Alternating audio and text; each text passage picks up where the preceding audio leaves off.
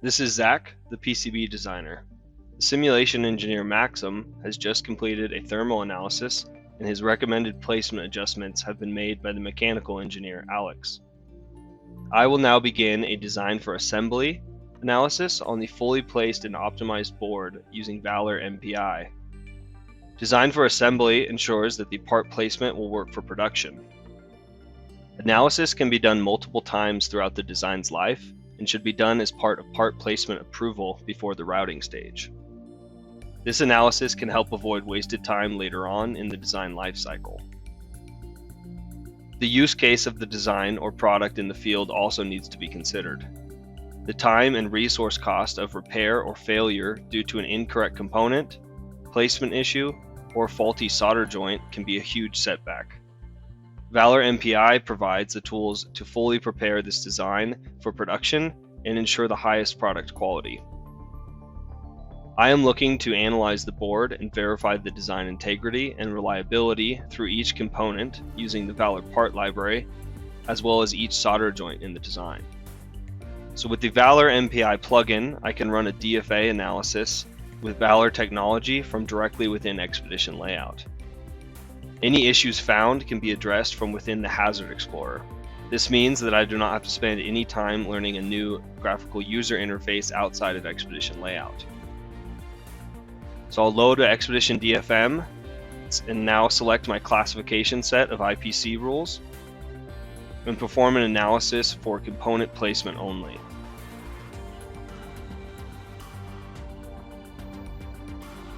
So I'll now select Perform Analysis, and once the analysis is complete, the results can be viewed on the left-hand side in the Expedition DFM tab of the Hazard Explorer. So opening up the Hazard Explorer, we'll go look at a few of these issues. So I will focus on the placement of the termination resistors for the DDR4 interface.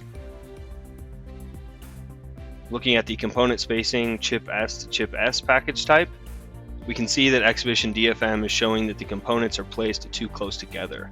So if I select one of these errors, we can view it in the layout window here. We can see these DDR4 termination resistors are too close together. So to fix this error, I will spread out the resistor components and run another analysis to verify that the issue is fixed. Using the spread parts command in Expedition, I can spread out all of the termination resistor components at one time. So now that the parts are spread out, I will run the DFA analysis once again. After the analysis is complete, we'll navigate back to the Expedition DFM tab of the Hazard Explorer and verify that the issues were resolved.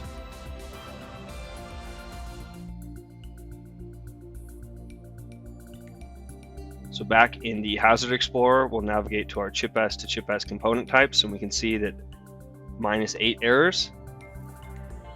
So the placement issues regarding these termination resistors have been resolved by spreading them out. Running this DFA analysis enabled us to locate and correct potential component placement issues that could cost time and resources later in the design lifecycle. Now that placement hazards found by Expedition DFM are fixed, Wilfred can move on to defining plane shapes on the board.